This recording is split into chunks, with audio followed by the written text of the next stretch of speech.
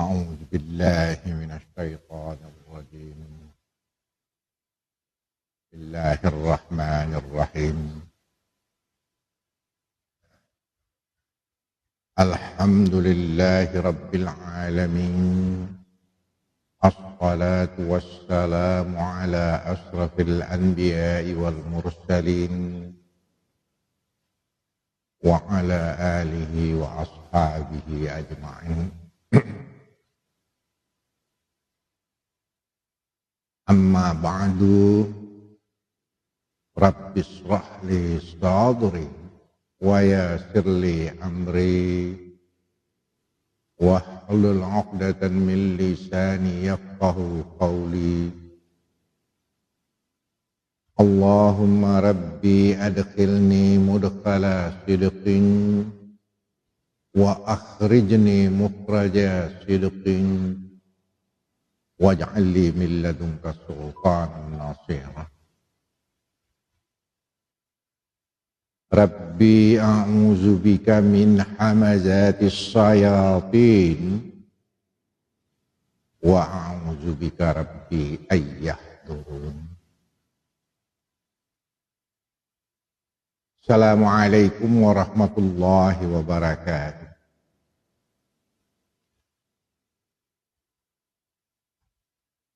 Menyambung kajian kita risalah di seberang kematian, episode yang kedua.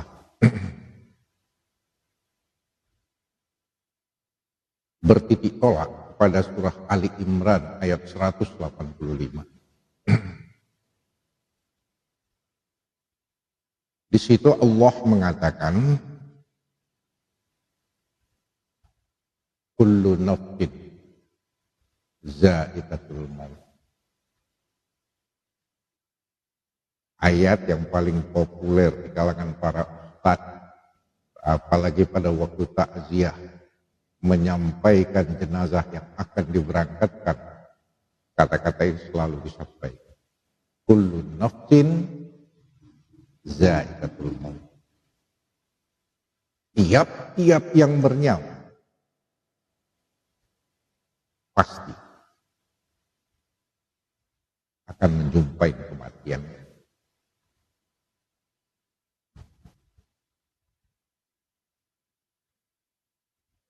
Wa innama tuwaffawna wujurakum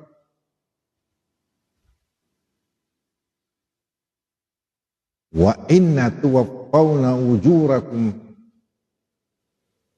yaumal qiyamah. Faman tuhziha 'anil nar wa adkhilnal jannah faqad faz wa mal hayatud dunya illa mata'ul ghurur.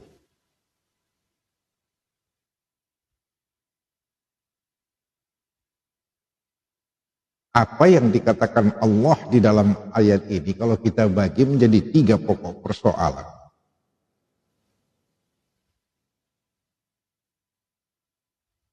Kematian, balasan yang akan diberikan oleh Allah di yaumil hisab, surga dia atau neraka dia, tergantung daripada amal yang dilakukannya di atas dunia. Kemudian jelas sekali Allah mengingatkan dengan satu bahasa, wa mal hayatud dunya illa mata'ul ghurur. Penghidupan dunia ini penuh dengan tipu daya.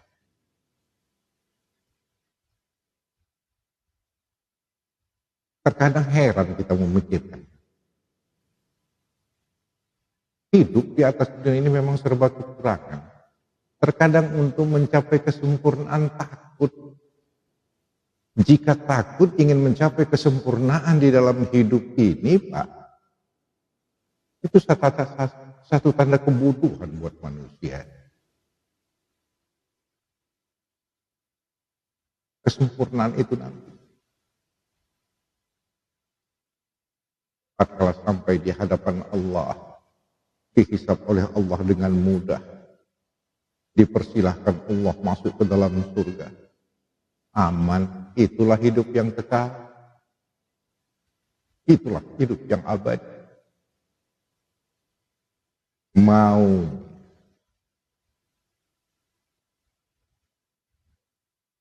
kita ini orang-orang yang beriman, misalnya begitu sampai nanti di hadapan Allah, salamun tib udkhulul jannah, dipersilahkan masuk ke dalam surga, udkhulul jannah, bersama dengan rombongan Rasulullah. Wah,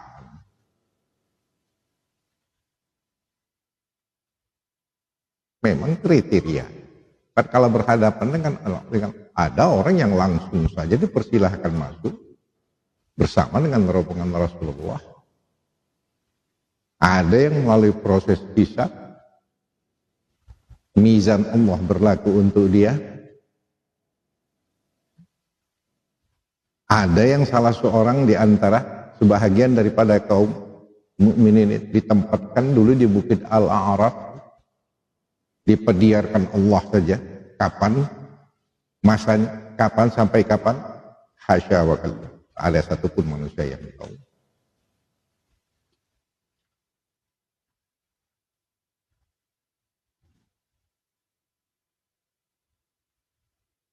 Terkadang kalau jika dosa yang menyebabkan kita takut mati, banyak kali dosa yang kita lakukan itu yang menyebabkan kita takut mati, minta ampun banyak-banyak kepada Allah. Nabi sendiri mengatakan, sebesar apapun dosa anak manusia, datang dia kepada Allah memohon keampunan kepada Allah, pasti Allah akan ampunkan. Dengan catatan, tidak melakukannya lagi.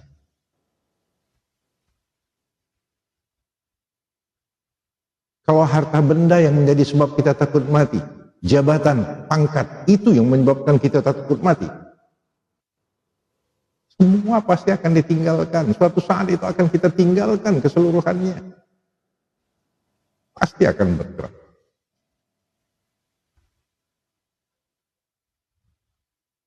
Makanya Allah selalu mengingatkan kita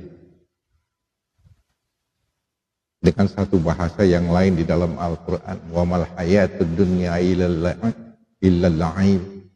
Wa mal hayatud dunya la'ib. Sesungguhnya penghidupan dunia itu adalah permainan.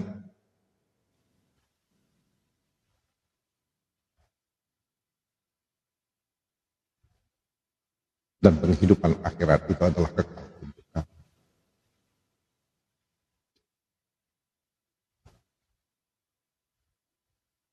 Suatu saat Nabi mengatakan bahasa ini di hadapan para sahabat.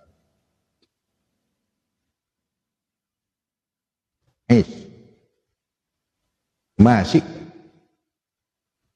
fa innaka mayyitun. Lakukan, kerjakanlah apa saja yang ingin kamu kerjakan, tapi ingatlah, fa innaka mayyitun, suatu saat engkau akan menjadi bangkai.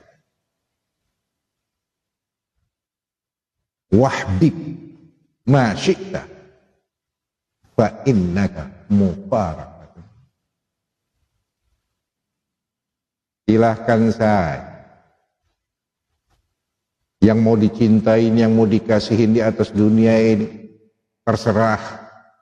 Tapi engkau ingat, engkau pasti akan berpisah dengan yang engkau sayang, dengan orang yang engkau cintai.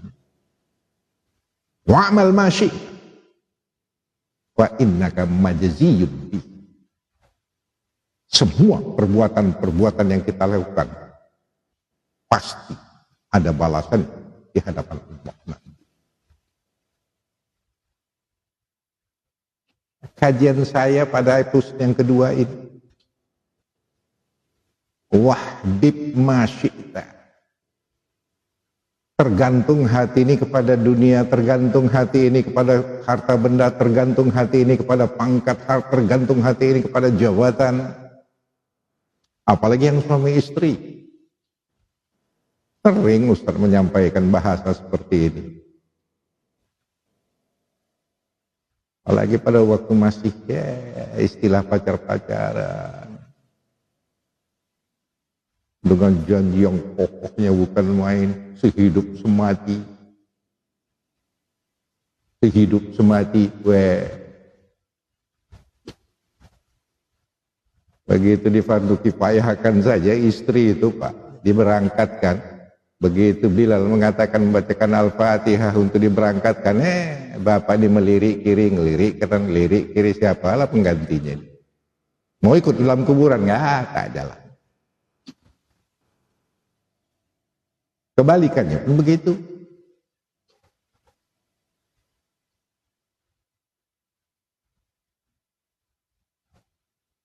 Banyak yang saya jumpai.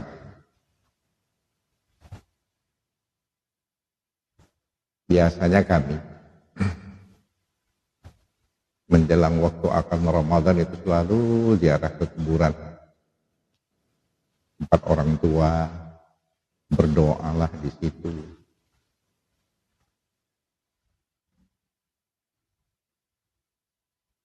Begitu kami sedang membersihkan kuburan berdoa, tiba-tiba saya lihat di sebelah ada seorang ibu-ibu yang meratap, meraung, menangis. Saya dekatin. Kenapa Bu? Rupanya lakinya baru seminggu dia meninggal.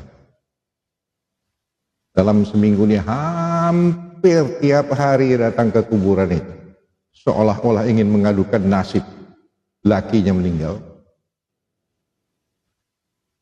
Yang saya doakan saja, doakanlah dia. Mudah-mudahan doa ibu didengar oleh Allah. Tapi saya lihat masih dalam raungan-raungan yang seperti itu, sambil ajab kali aku semenjak abang tinggalkan, begitulah kira-kira bunyi ratapan yang kan. Kalau bolehlah suaminya dalam kubur itu menjawab, kau masih enak hidup, masih bisa bertobat. Aku sekarang ini lembab dibanting malaikat maut. Kalau boleh itu jawaban dari si suami tadi. Tak tahu dia macam mana di kubur itu. Kalau orang yang beriman amanlah sudah. Raudatil qariyadil jannah. Qabr. Kuburannya itu seperti raudatil jannah. Qariyadil jannah. Wah, itu orang yang beriman. Makanya selalu para ulama-ulama mengatakan, ustadz-ustadz mengatakan, terkadang banyak manusia yang terlena, terkadang manusia banyak yang tertidur. Begitu datang sakaratil maut, disitulah dia baru bangun, disitulah dia baru sadar. Kalau sempat saja sakaratil maut datang pada waktu itu, ya Allah, taubat ya, laisatit taubat. Kalau sudah di kerongkongan Pak, istilah kalau orang Padang mengatakan sudah dimareh nyawanya tadi, di situ baru menyatakan taubat kepada Allah. Gak ada cerita. Sekarang kembalilah kepada Allah. Kembalilah kepada Allah.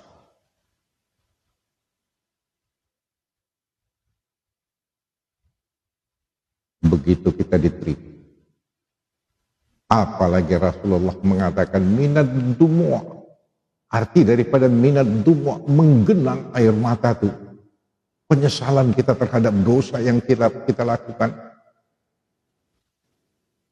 Air matamu yang tergenang itu saja cukup untuk memadamkan api neraka yang ada dalam tubuhmu, kata Rasulullah. Penyesalan yang memang tidak akan diulang kembali perbuatannya.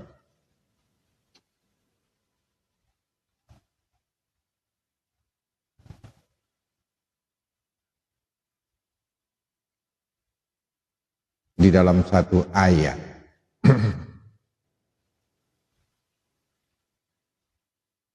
Itu hampir semua ulama-ulama mengupas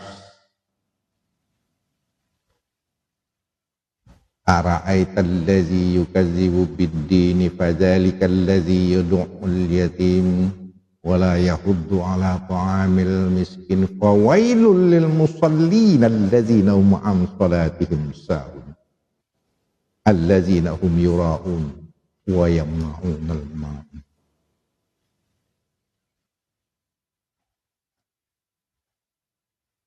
Sedangkan saja Pak, di dalam ayat ini dikatakan fawailul lil musallin allazina hum an salatihim sahun, orang yang selalu melalaikan salat walaupun dilakukan, menunda-nunda, melalaikan salat, itu tuh masuk wail. Arti wail di situ bukan neraka wail artinya.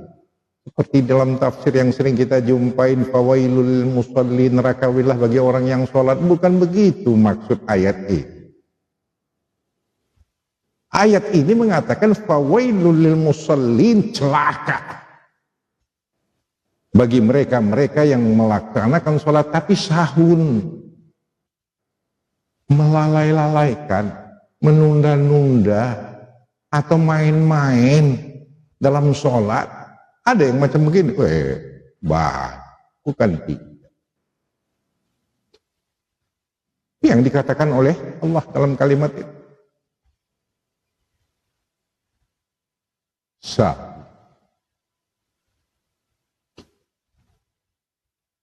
Makanya Ustaz, begitu terdengar kalimat azan, kapan saja azan, Allahu Akbar, Allahu Akbar, masih juga si HP itu dimainkan, dang dong. Orang tua sholat, sebentar Pak, sebentar Bu ya, ini lagi, kalau bolehlah dalam tangan main seperti datang malaikat maut, dihajar oleh malaikat maut, mati syirik. Wa minan nasi may yattakhizu min dunillahi andada yuhibbunahum ka hubbillah walladzina amanu ashaddu hubban lillah. Kalau sempat saja Allah kalah dari segala fasilitas dunia ini, engkau termasuk kategori orang yang syirik padanya. Makanya jangan Allah dinomor duakan. Apapun yang kita hadapin, Allah tetap didahulukan. Dan itu memang perintah.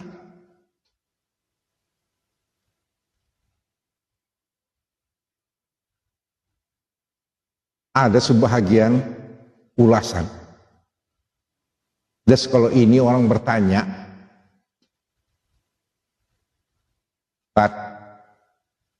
buat apa kita sholat? Kadang-kadang ada selalu yang bertanya seperti itu. Ustaz, buat apa kita puasa? Buat apa kita haji? Buat apa kita mengeluarkan zakat? Sholatlah dulu kita. Oh, nasihat Ustaz. Ada yang mengatakan ingat, sholat itu mendekatkan diri kepada Allah. Sholat itu bisa menenteramkan jiwa. Sholat itu bisa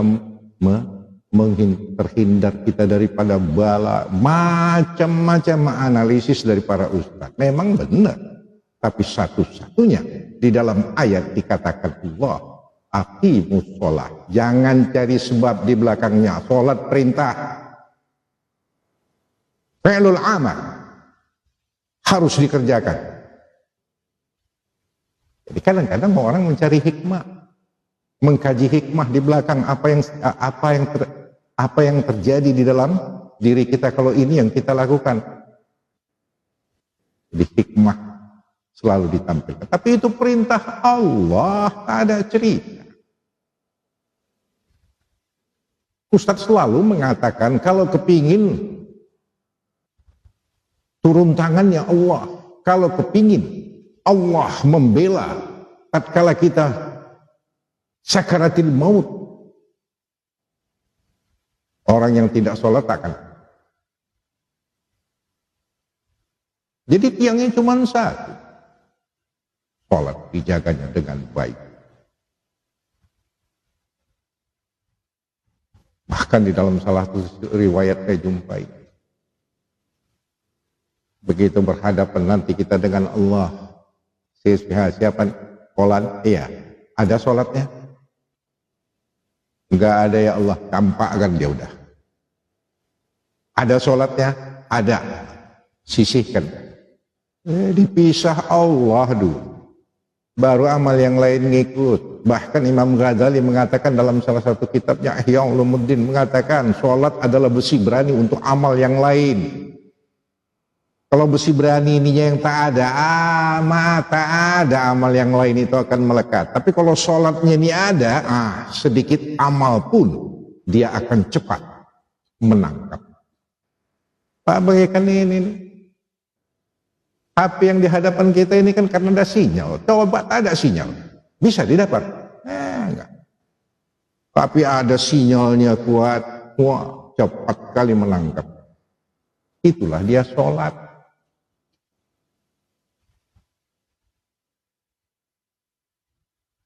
Bahkan agak lebih ekstrim lagi bahasa Allah ini, Pak. Cobalah lihat nanti di surat At-Taubah ayat 54 dengan 84. Wah, ini lebih kasar lagi Allah. Memang Al-Quran itu kadang-kadang gaya wahyu memanggil fitrah manusia itu lembut, bukan main. Terkadang gaya wahyu memanggil fitrah manusia itu kasarnya, na'udzubillah. Terkadang gaya wahyu itu memanggil fitrah manusia seolah-olah sombong kali Allah. Memang iya.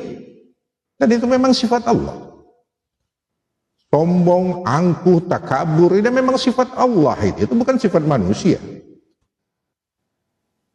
Makanya Allah selalu mengatakan dalam salah satu hadis qudsi mengatakan al-kibriya wizari mayyalbasu izari fannaru aulad. Sombong itu selendang saya, kata Allah. Sombong itu pakaian saya.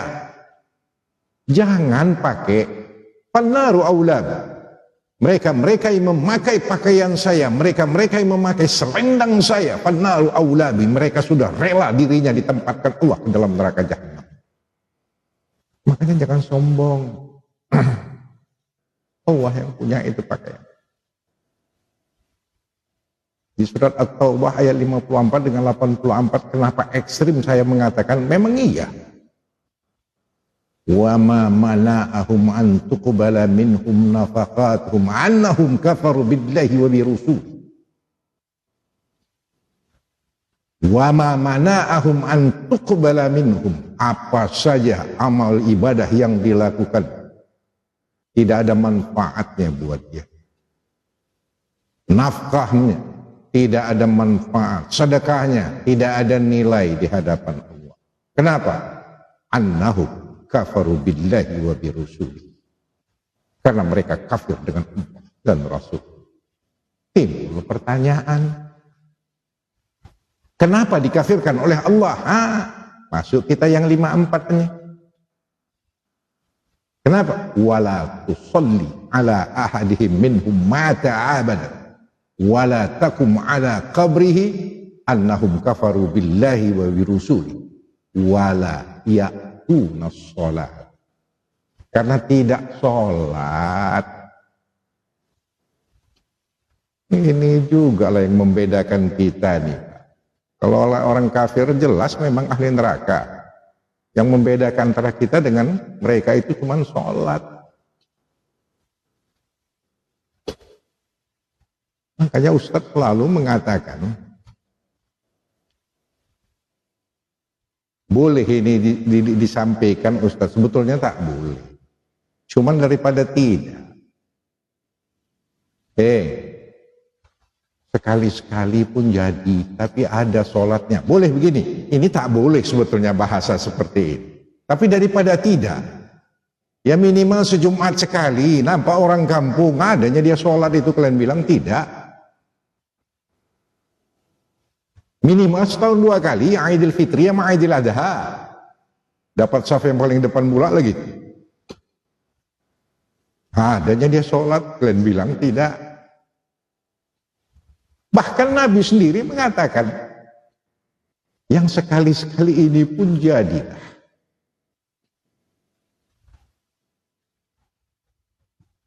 Jadi ada tandanya.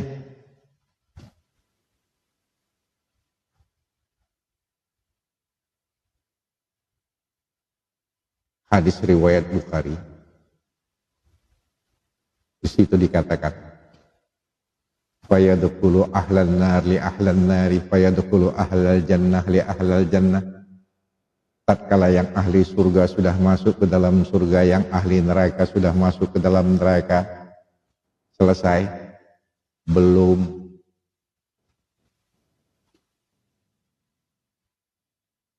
Sewaktu Allah memanggil Jibril, ya andai kata kita ini Rasulullah sudah berada di dalam surga bersama dengan umatnya, yang di neraka sudah azablah yang diterimanya.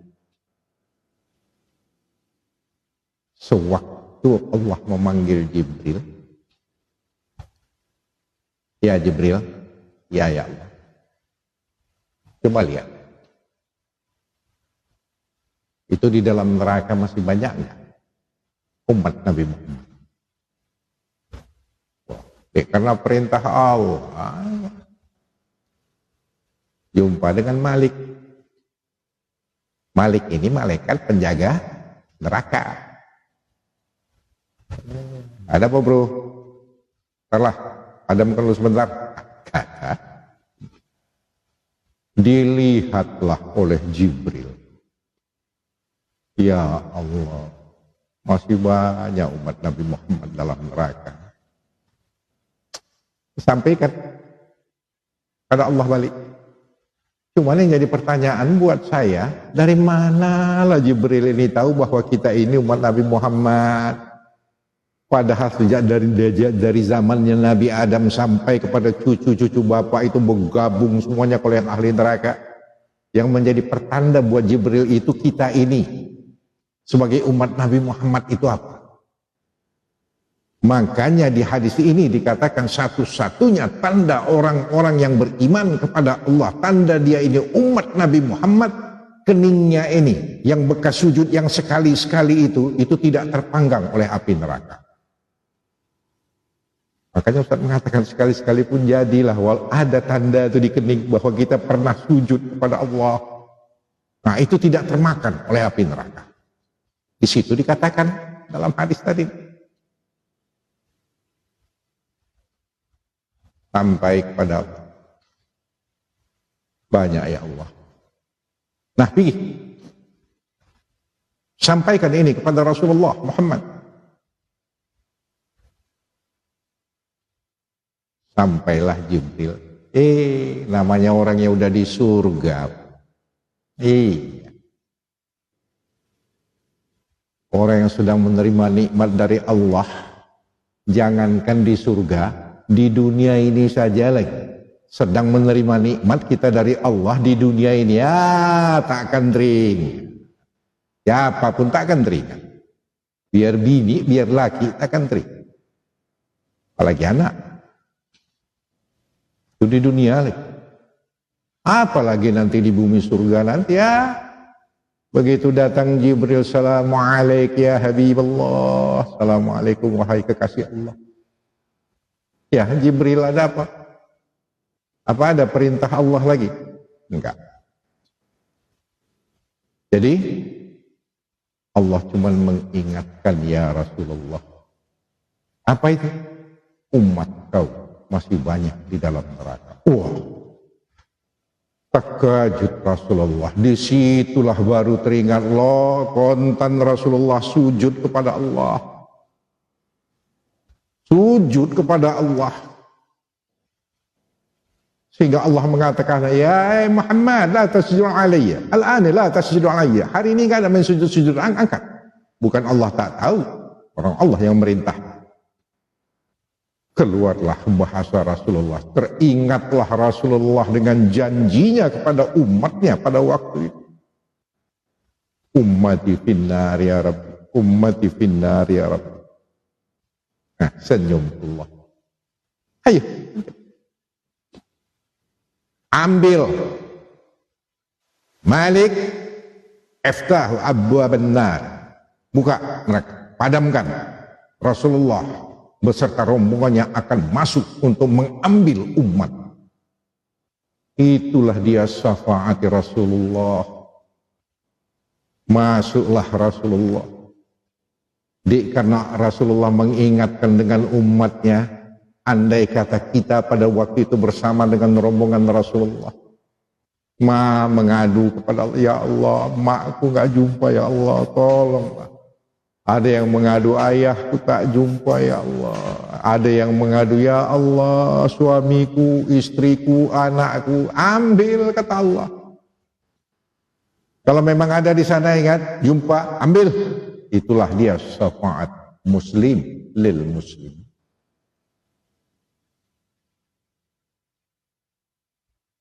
Makanya selalu saya mengingat silaturahmi antara kita dengan kita, selawat kita kepada Rasulullah tidak putus, istighfar kita kepada Allah. Ini dengan izin Allah, maka kejadian seperti ini. Kenapa? Karena banyak kali di dalam Al-Quran yang mengatakan syafaat itu berlaku nanti di yaumil akhir. Bukan satu, bukan dua ayat mengatakan, termasuk itu di ayat kursi.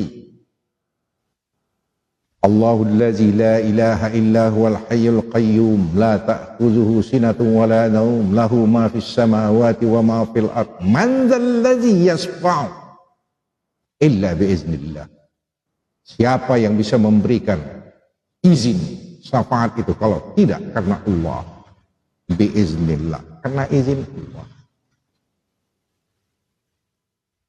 Masuk rombongan Rasulullah, dilihat Nabi itu, di keningnya ada tanda bekas sujud. Udah ya, ayo. Mana tahu Pak, ini para bapak-bapak yang menonton video saya ini, lihatlah, kenalilah wajah saya. Mana tahu, entah bapak yang di surga bersama dengan rombongan Rasulullah, saya di neraka. Jangan bapak pikir mentang-mentang ustadz itu di surga semuanya, belum tentu. Banyak kali ustadz yang di neraka Pak. Mana tahu. Atau kebalikannya, saya yang bersama dengan rombongan Rasulullah, bapak yang di neraka. Makanya tandai muka saya nih. Asal jumpa, Assalamualaikum Ustaz. Ustaz kan yang memberikan ceramah nih. Ustaz kan yang memberikan ceramah di sana. Ya Bu. Kalau sudah kenal mengenal, itulah syafaat muslim lil muslim. Yang celakanya Pak, antara anak dengan orang tua. Andai kata anaknya bersama dengan rombongan Rasulullah, orang tuanya di dalam neraka. Orang tua mengatakan, nak, ini ayah kau nak waktu hidup di atas dunia. Si anak mengatakan, ayahku tak begini jelek. Bukan. Berarti dihijablah oleh Allah. Tidak ada keizinan dia. Tidak ada keizinan Allah. Dia ini diangkat dari neraka. Tapi kalau si ibu mengatakan, nah ini ibu waktu hidup. Iya Bu, iya. Wah, diambil. Atau kebalikannya, si ibu yang bersama dengan rombongan Rasulullah, si anak kenal, saling mengenal, berarti diizinkanlah. Kalau sudah tidak mengenal antara satu dengan yang lainnya, berarti kekallah mereka di dalam. Makanya kajian syafaat ini Pak nanti di yaumil akhir. Syafaatil uzmah, syafaatil sughra, syafaatil muslim lil muslim. Uzmah, pertolongan Allah. Sughra, syafaat, pertolongan dari Rasulullah. Muslim lil muslim, antara kita dengan kita. Maka jangan pernah tergantung hati ini. Jangan pernah tergantung hati ini karena dunia. Boleh, makanya doa Nabi kan jelas sekali. Rabbana atina fid dunya hasanah wa fil akhirati hasanah wa qina azabannar. Tuhan, berikanlah dunia ini, kebaikan di dunia kepadaku. Berikanlah kebaikan-kebaikan di dunia ini ya Allah. Kemudian berikanlah kebaikan-kebaikan di akhirat buatku ya. Saya selalu mengatakan, menang di dunia, menang di akhirat. Wah. Makanya terkadang ada manusia menang dia di dunia, kalah dia di akhirat. Ada orang yang menang di akhirat, kalah dia di dunia. Yang susahnya sudah kalah di dunia, kalah lagi di akhirat. Wah, ini yang lebih parah. Ini yang parah ini. Makanya Ustadz selalu membandingkan orang kaya, sombong dia dengan kekayaannya. Masih ada yang disombongkannya, kaya dia. Orang yang ganteng, orang yang cantik, sombong dia dengan kecantikannya. Masih ada yang disombongkannya, kecantikannya, kegantengannya. Orang yang berilmu, sombong dia dengan ilmunya. Masih ada yang disombongkannya. Tapi, udahlah miskin, jeleknya na'udzubillah, bodohnya bodoh kuadrat, dungu. Udah bertimpal-timpal lah itu dah. Udah bodoh, tak berilmu, wadah sombong pula di hadapan Allah. Makanya kajian-kajian kita ini, makanya lebih-lebih baik dengan satu bahasa yang dikatakan oleh Rasulullah, dunia ambil, tapi akhirat rebut. Baru termasuk orang istiqamah. Memang iya. Kalimat Rasulullah, Allahumma ja'alni masak, jadikan aku orang yang miskin, matikan aku dari orang yang miskin. Itu bahasa Rasulullah mengatakan, tapi istimbat bahasa ini mengatakan itu orang yang tidak pernah tunduk kepada dunia. Itu yang maksud Rasulullah. Kalau untuk dunia kata Nabi, rebut dunia ini. Iya, tapi jangan pernah tergadai agama Allah karena dunia. Jangan pernah engkau gadaikan agama Allah karena kehidupan dunia. Ajab nanti dibantai Allah. Jadi menang kita di dunia, menang kita di akhirat. Bahkan konten-konten saya mengatakan kaum muslim maunya orang kaya semuanya. Kaya kita di dunia dan kaya kita di akhirat. Barulah ini termasuk orang yang istiqamah. Ahbib habibaka haudan ma asya ayyakuna baghidaka yawman ma. Ini pula pesan Nabi. Rebutlah dunia, cintailah dunia, tapi ingat pada suatu saat apa yang engkau cintain, apa yang engkau sayangin, bisa jadi itu akan bisa berubah menjadi kebencian, kata Rasulullah. Ahbib habibaka haunan ma asya ayyakuna baghidaka yawman ma. Jadi seolah-olah bahasa Nabi ini ya sekedar-sekedarnya aja lah untuk dunia ini. Tak usah berkelebihankan. Kebalikannya begitu juga. Wa baghidaka yawman ma asya ayyakuna habibaka haunan ma. Kalaupun benci ya udah sekedar-sekedarnya aja lah kebencian ini. Tak usah ditonjol-tonjolkan kali. Walaupun terhadap dunia ini. Belum tentu apa yang menjadi kebencian engkau itu bisa menjadi yang engkau sayangi. Inilah dia pesan-pesan Rasulullah. Kalau kita istiqamah dalam kehidupan ini, penuh dengan keimanan, saya cuma 3 saja pokok tatkala nanti berhadapan dengan malaikat maut. Kalau sempurna yang 3 ini alhamdulillah, kalau tidak ya sudah. Ilmu yang pertama, iman yang kedua, amal soleh yang kita lakukan. Aman sudah.